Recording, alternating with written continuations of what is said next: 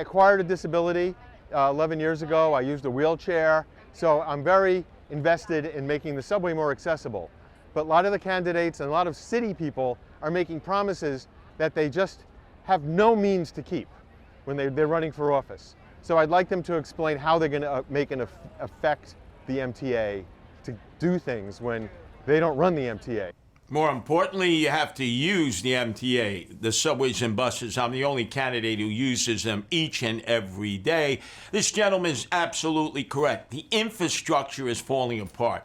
The promises made to the handicapped and the disabled have not ever fulfilled themselves. And now we're spending money to build 3 extra train stations on the Q line going north of 96 to 125th that are not needed. We need to improve our infrastructure. We need to fulfill the ability of making it handicap accessible. And most importantly, we need to fix the structure we already have. The only way we'll do it is if the people who are elected into office and serve in office are forced to ride the subways and buses. I do it naturally every day. I'm being pushed out of my apartment. Living in Manhattan is no longer sustainable for me, and it's really upsetting me because I've lived in Manhattan since the 80s. I'm 70 years old. I've been on Housing Connect for 6 years now, trying to get an affordable apartment. And I really can't see how this is going to be sustainable going into my senior years. And it's really upsetting to me. So I would like the mayors to explain to me what they're doing about this housing problem that we have in the city on day one. Other candidates for mayor talk about building affordable housing that wouldn't be realized for 5 or 10 years. We have 100,000 apartments that are readily available that have been mothballed. 6,000 along with NYCHA. The mayor controls that. Why would they be mothballed? That can help people who are indigent or poor or might qualify for Section 8. Then you have rent-stabilized tenants, and they clearly are realizing that they have a limited amount of money to spend, especially millennials and Gen Zers who have this crushing student debt.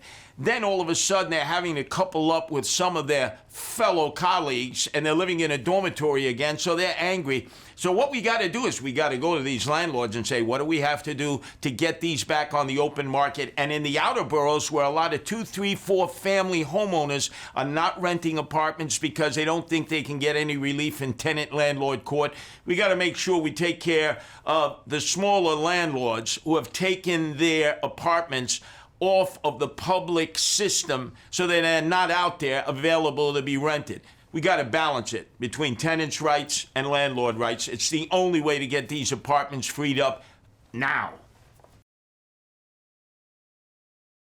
My other question is sanitation, which is a big issue. I'm visiting my cousin who lives in this area, but I live uptown in Pelham Gardens, and they come through every day with sanitation. Today, they were supposed to come through, to clean the street, and no one did. And this area needs cleaning the most, so why they're getting it the least. When I walk the streets and subways, I see flotsam and jetsam and garbage everywhere. Jessica Tisch, when she was sanitation commissioner, took half of the city waste baskets away off the corners. And then there are others in the MTA who have said, you don't need waste receptacles on the platform. Why don't you just carry whatever garbage you have to the street level? That has not worked out. In fact, that leads to mounting problems with rats and rodents. What we have to do is make sure the sanitation department gets their overtime restored, the baskets get emptied every day, the public baskets, and then when the pickups take place at the private residencies, they are done expeditiously so that the garbage is not languishing around, laying around, causing odors and rats to emerge and mice. This is a problem in the outer boroughs.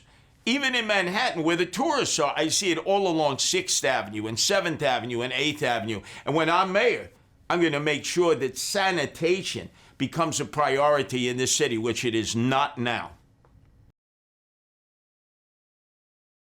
I'm Adam from Williamsburg, and I have 2 young kids, and I'm wondering what your plans are for 3K education and funding and the future of that program. The expense of childcare is overwhelming, so It'd be good to know that New York's affordable for parents moving in the future. Understand the concern about childcare. The problem is, look at the budget. The state government has told us there's a $34 billion budget gap. That's Tom DiNapoli, the Democratic controller. That's going to cut monies that come from the state to the city. The federal government, the Trump administration, has said they're cutting the allocations to the city. We have a bloated budget to begin with, and we have some candidates who are promising child care almost like 6 weeks after birth. Pretty sure that Zohran Mamdani and some of the other candidates are jumping on board. First, you got to put out the spreadsheets. You have to see what is the money available. What can we afford to be able to apply to child care? Do we have to split the costs and expenses in order to try to encourage more families to stay here, to improve and not move? I'm not going to make a declarative statement on this until I see how much money the city has available to spend, because right now there's very little in the rainy day fund, very little in the reserves. It's an election year budget, and Eric Adams is acting like Santa Claus with our money. When I get elected on January 1st, 2026, the spreadsheets come out, and we'll see what's available to be able to provide child care at earlier and earlier ages. My whole goal is to get people out there, young, middle-aged, and old, to improve and not to move. Obviously, child care expense are one of the things that are forcing people to flee the city. The people from the Bronx, we want to know what is going to be done about homelessness. I see the same homeless people who need help sleeping in the same spot every day. I was once homeless myself. I once was one sleeping in the streets, hoping for the next meal. And I think part of the cleanup and betterment of the city is taking care of these, this vulnerable population. How are we going to do that? When you look down on a man, you look down to pick him up, not to look down on him. It's so much money in the city, and the citizens are living in the streets. That doesn't make any sense to me. Somebody got to do something about that. That's something that I've done as leader of the Guardian Angels in New York City for 46 years in the subways. Our Guardian Angels care for the homeless, the emotionally disturbed. The problem is I've been in a third of the homeless shelters. There are over 300 run by the Department of Homeless Services. And they are not safe environments in many circumstances. So it becomes Darwinian, survival of the fittest. And those who are being preyed upon and robbed and sometimes beaten and are not being protected within the homeless shelter facilities flee. They flee to the parks, they flee to the streets, and they flee to the subways. Some of them are veterans. They're out there on Ward's Island. They have to catch the last bus from 125th Street, or guess what? They lose their cot for the night. And yet, the Eric Adams administration found $7 billion to house migrants in hotels with culturally appropriate food. How do you give people we don't even know all those kinds of services, and you provide little, if anything, to our fellow Americans, most of whom are African Americans, some of whom are veterans? No. That all gets turned around. And we're going to provide for our own people, but we're going to make the shelters safe and secure, which they're not, so that the homeless, when they actually come into a shelter to get services and to be able to rest and change and clothe themselves, will be able to do that in a somewhat peaceful and tranquil atmosphere. They're not able to do that now. And I'm the candidate that works with the homeless and the emotionally disturbed in the subways each and every day, because I ride the subways, they don't. What are the mayoral candidates planning to do to maintain the quality of the parks and even increase them? We like to go play at the Fort Washington tennis courts, and they are extremely cracked and not great. So we have a lot of people wanting to play, but it's not the best quality. But luckily I've heard that they're going to be revamping them, but I would love to see the other courts around the city similarly be kept up. I'm the only candidate who's called for an increase in the Parks Department budget, 2%. Eric Adams cut the budget. And he has engaged developers, as has Andrew Cuomo, because they have supported their campaigns, to encroach into parkland and wetlands in order to create what they call affordable housing, which will never be affordable. Keep your developer hands off of parkland. I don't want to hear about casinos. I don't want to hear about housing on parklands or wetlands. We desperately are in need of that. We need to maintain that. It is a refuge for a lot of people who live in urban areas. The Elizabeth Street Gardens was a perfect example. I and my wife Nancy, we said we'll be arrested in an act of civil disobedience. You can't bring the wrecking ball in here to claim you're going to build affordable housing for the senior citizens. Guess what? They found alternative locations that were not being used that the city had access to, and that beautiful, magnificent Elizabeth Street Park and Grove has been preserved for thousands and thousands of people. That's what a city is about, parks and wetlands and nature, and I'm dedicated to protecting that.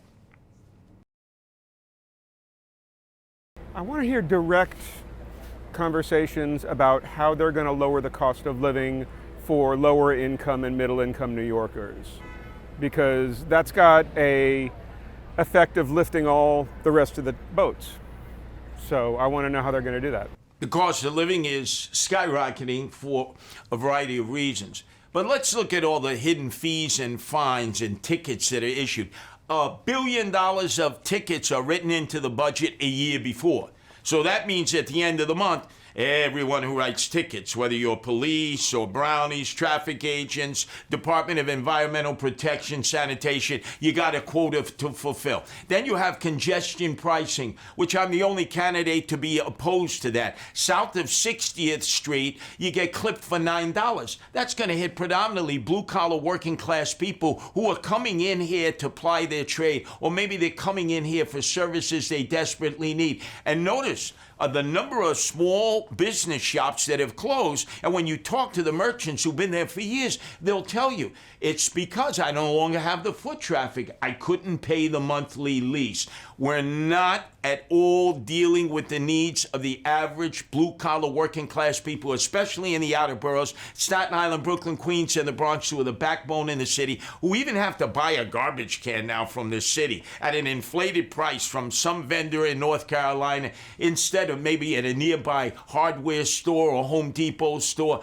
All the city is about is taxing you from the cradle to the grave. We got to cut the income tax, the property tax, the corporate taxes, or people will continue to flee as if it's the sequel of Kurt Russell's Escape from New York. And as mayor, I'm going to stop that. How are you going to get people to vote?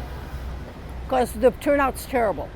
And people are being elected based on hardly anybody, and stuff. And if you can get people to come out and vote, then you will have done us all a big favor. There is a reason for the apathy and indifference. I'm thinking, since I'm the oldest candidate running for mayor, I remember when John Lindsay was running in 65 and 69. Do you know that 80% of the registered voters voted in those two elections? 80%. In the last few elections, the one that I participated in versus Eric Adams in 2021, only 23% of the people eligible to vote even bothered to vote. I'll tell you why.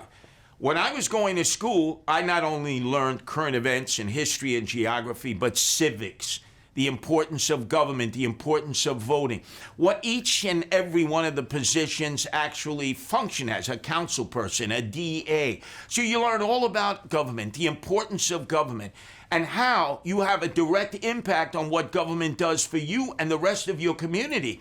None of that is explained to the kids. I have 3 sons in public schools, and I ask them, do you have civics classes? They don't even know what I'm talking about. The reason that generation in 65, 69 came out, 80% of whom voted, is because they were raised with civics and the understanding of the importance of the vote, and that people had died in battle to preserve that right. That's not being translated in the classrooms now, so that when you're a Gen Z or a millennial or even some of the baby boomers who grew up that way are getting very apathetic and indifferent. Look, we've created 10 days of early voting. You can vote in all different kind of ways, and yet there's less participation.